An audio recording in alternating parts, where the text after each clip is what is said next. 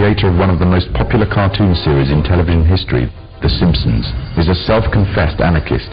Matt Groening himself has openly declared that he wanted to get his own political ideas across within his work. But he wanted to do this in such a way that people would find it easy to accept his ideas, and the means he chose to this was a clever little cartoon called The Simpsons. So what exactly is The Simpsons teaching us and our children? There are many lessons being programmed into us.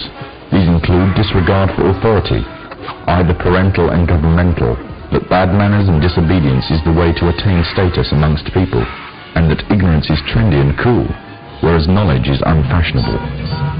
However, what is especially worrying is the Masonic undertones of one episode in particular, the episode in which the father figure of the family, Homer Simpson, becomes obsessed with a group called the Stonecutters, or should it be called the Freemasons?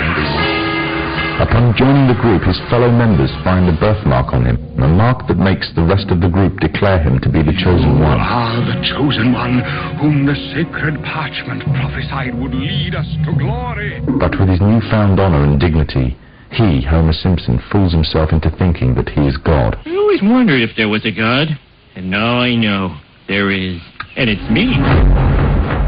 Some may dismiss it as nothing more than a children's cartoon, a bit of harmless fun.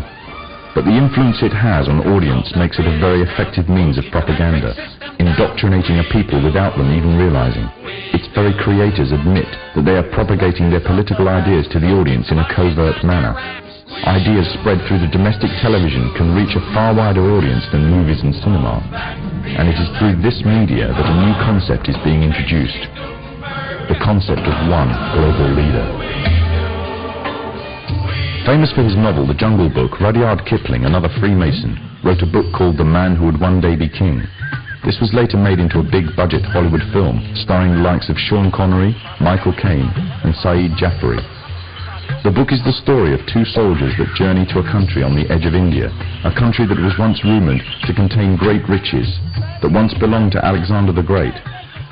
Upon reaching the country, the two soldiers are captured by the local inhabitants, a people called Kafirs, named after their country, Kafiristan. When the two men are about to be killed, a necklace is discovered around the neck of one of the soldiers. Engraved on it is the symbol of the Masonic one eye. The Kafirs revere him as their god and attribute to him the divine attribute of immortality. The man himself first regards himself as a king, and then in his newfound power begins to regard himself really as being a god. From the Muslim perspective, if not that of others, the similitudes that can be drawn from this story are very interesting. The Muslim scriptures, called Hadith, contain many prophecies of the Prophet Muhammad. In these, it is prophesied that a man would arise from amidst the Kafirs, which means infidels in Islam, who would be recognized by his one eye and would be made a world leader, claiming first to be a king and then later to being God, and that he will seem immortal until an appointed time. In another film, the concept of global leader and global government is also strongly propagated. In 1996, the film Independence Day broke all box office records, becoming the 7th highest ranking film of all time. It entranced audiences around the world with a fictional story of an alien invasion on Earth. However, deep within the film's subliminal messages can be found, indicating the Freemasonic presence and the Freemasonic agenda. In the film, there is a military base known as Area 51. It is from here that the military offensive is launched, on which the salvation of the whole world and the future of its inhabitants depends. The entrance to this installation is a pyramid, on which is engraved the symbol of the one eye. The film shows the USA as the forerunner in establishing a global offensive, involving all the nations of the world, an offensive which is devised, controlled and commanded by one man, one overall leader. The film is part of an upsurge in an upsurge of films and television serials on the topics of aliens, UFOs, and invasions threatening the whole of mankind. These are gradually fueling the growing interest and public unrest on the issue. This is just one of the many ways in which the Freemasons are paving the way for their global government. The Freemasons are using a number of approaches to drive fear into the hearts of the masses. I occasionally think how quickly our differences worldwide would vanish if we were facing an alien threat from outside this world. And yet, I ask you, is not an alien force already among us?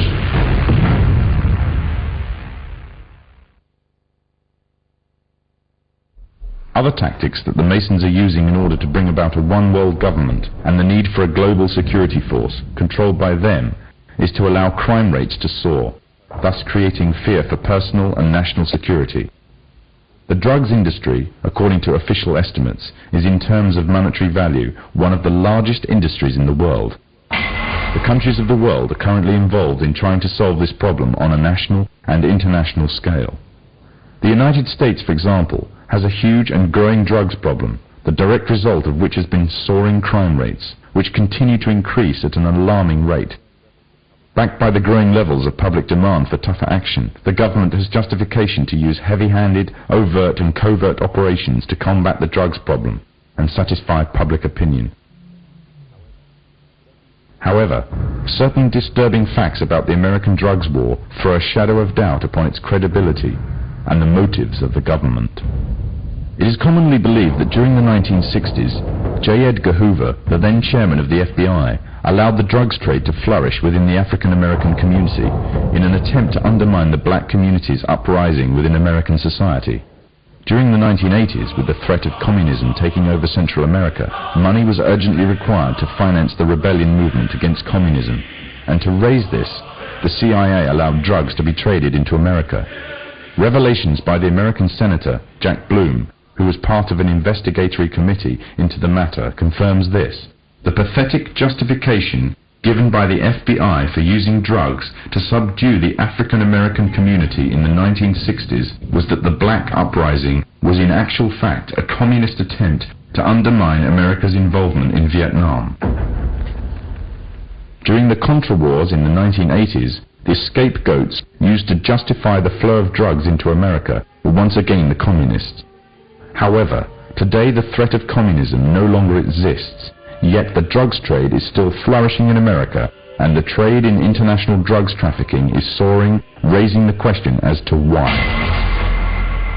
In the course of the Contra War, the United States, as a matter of policy, abandoned drug law enforcement, looked the other way at the kinds of conditions we were creating that enhanced the ability of traffickers to move dope into the United States, and in effect allowed a drug trade to flourish, all to support the Contra movement and to support the war.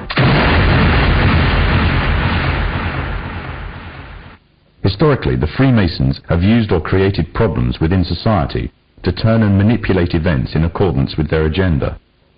The rising drugs problem in America gives the authorities of all the justification needed to use stronger, heavy-handed tactics on an even wider scale.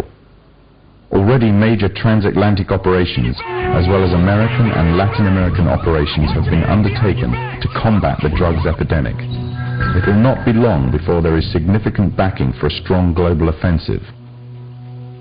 Distortion of the facts and usage of manufactured and biased statistics are the tools of the Freemasonic governments of today, as well as creating a public need for greater national and global security. Rising rates of crime, drug abuse, and the increasing threat of terrorism act to serve the purpose of promoting greater control of the masses. Control of the masses means the complete control of every aspect of human life, your life. Shocking acts of terrorism, soaring crime rates, and increasing incidences of violence are propounded by film, media, and government reports alike, create strong public sympathy and support for harsh tactics and surveillance techniques, until individuals are monitored to a level more befitting a totalitarian state. Public opinion will once again be manipulated to give the Masons justification for their actions and make their goals easier. The means of monitoring the masses and storing all personal information on individuals in society on a massive mega database are already underway.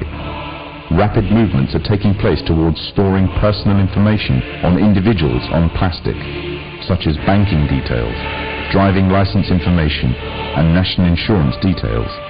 Currently, these details are stored on separate cards, but plans are well underway to merge all the information onto one identity card. The consequence would be